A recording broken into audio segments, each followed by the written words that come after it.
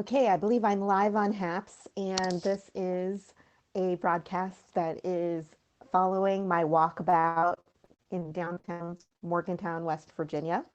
And Morgantown's in the news today. You can check and see why.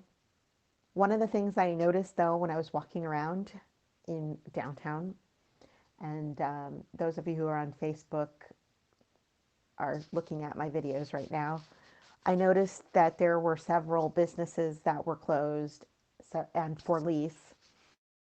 I noticed that the Chipotle is still in business, and so is the Chase Bank, and I guess the CVS is still in business. Some of the smaller restaurants that are serving pita and Middle Eastern food are still in business. Delicious food, still in business. I know there are lots of head shops still in business. One thing I didn't see downtown, maybe I missed it. Maybe you can help me. I didn't see any grocery stores downtown with fresh vegetables or farm to table foods or fruits. It's still very not it's not very easy to access, a good head of lettuce or tomatoes from the garden or any kind of place downtown. There is a Panera, so you can order, ready-made foods. But what if your local downtown Panera also had a bodega with farm raised, farm grown vegetables from the local farms that we see once a week at our farmers market? That's what I'm talking about. Healthy foods. What if furthermore, those foods were easily accessible to people who did not have a whole lot of money in the bank? We're such a cash dependent society, aren't we? And if there's anything that this pandemic has taught us, there's a lot of dependence on the cold hard cash or credit.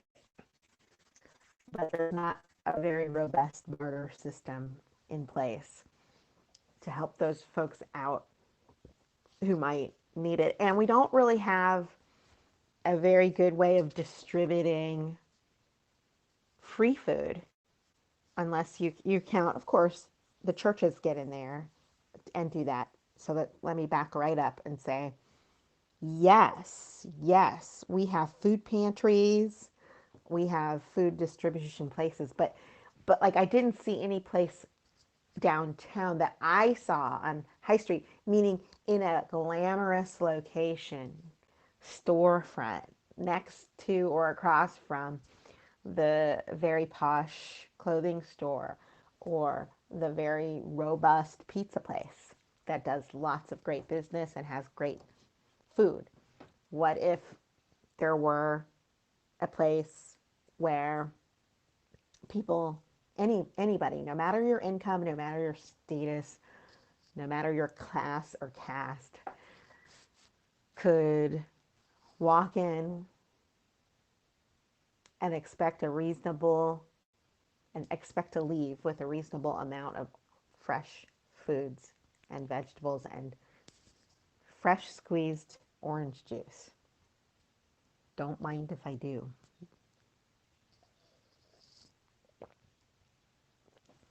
What do you think?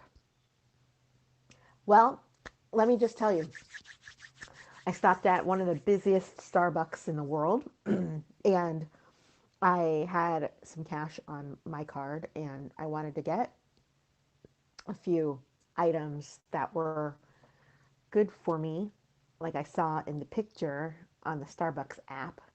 And they had like a protein box with guacamole and nuts and I believe cheese as well. So I was like, that looks really yummy and savory and healthy and delicious. I'd like that, please.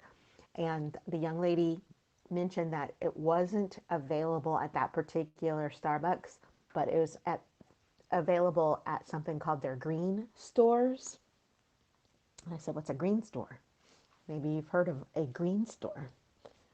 Um, a green store is a Starbucks that is like a grocery store. So I'm thinking, Starbucks. I wish you were sponsoring this post, but you're not. Starbucks ought to go into the bodega business full time. Just amp it up, but make it work for the poor. See if you can do something about meeting people where they are. I'm sure that Starbucks could be very successful if they did this because they're already making bank on their design. So meet all price points and then exceed. I guess Amazon in Seattle is another company that has these grocery stores where people walk in and they pick up what they would like and then they leave. So they've prepaid, I guess, on their app, or if it's not prepaid, there's a code on the item. So they scan it and it automatically deducts something from their bank account. And there's no human interaction. So it's safe. You don't have to worry about not being socially distant. That's what I'm talking about. What if more small towns did that and plopped one of those kinds of grocery stores in the middle of their most destitute area, the place that needs it the most? I would be so curious to know whether or not that would revitalize things. What do you think?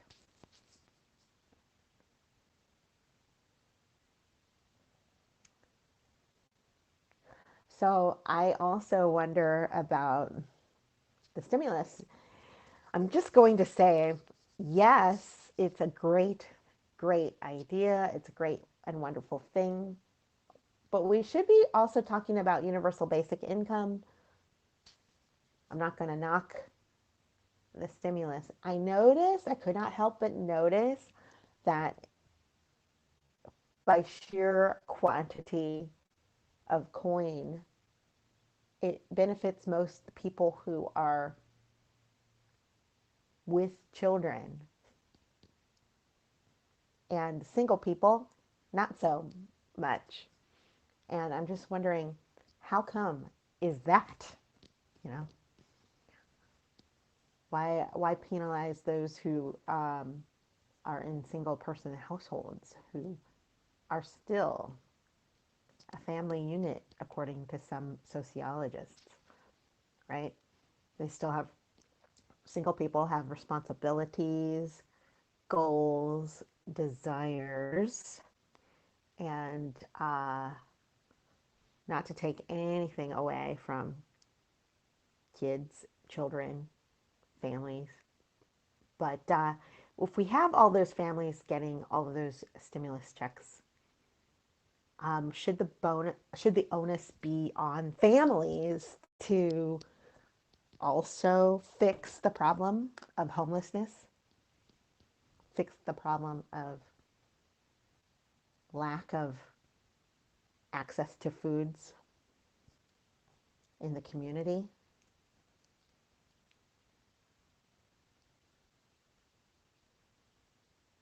What do you think? How would universal basic income change this entire dynamic? So if people across the board received, I would say, the equivalent, not the equal amount, but if families received equivalent checks, keeping in mind that a family of one is still a family. Okay. how would that impact society? How would that make a dent in our epidemic of obesity, chronic illness, and lack of compassion?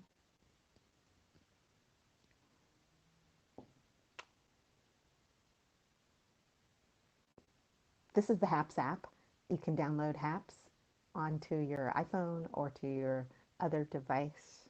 You can create a broadcast, link it to your social media. You can subscribe to this channel. You can click on the coins button below on the right. And that is how HAPS broadcasters remain relevant. It's a nice thing to do as well.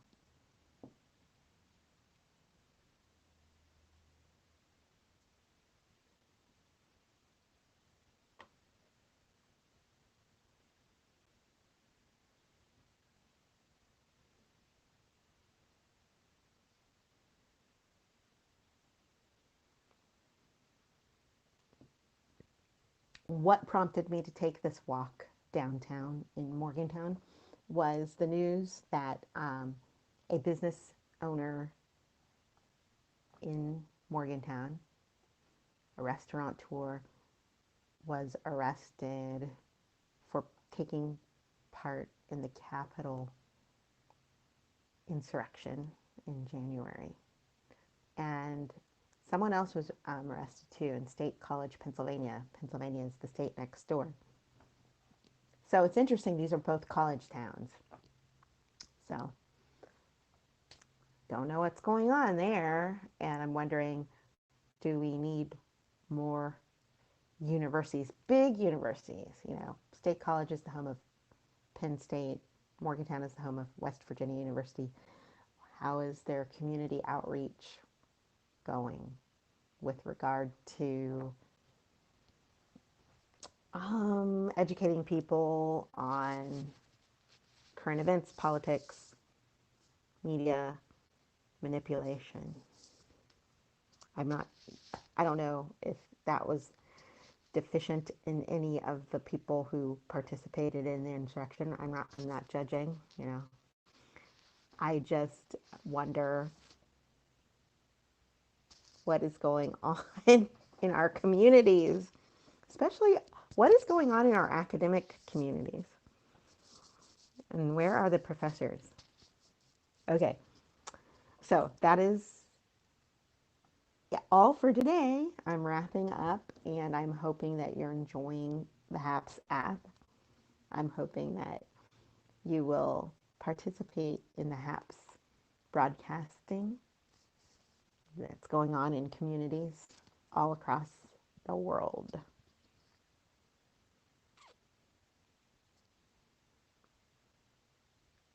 You can download the HAPS app and subscribe to this channel, create your own channel, and hit the coins button.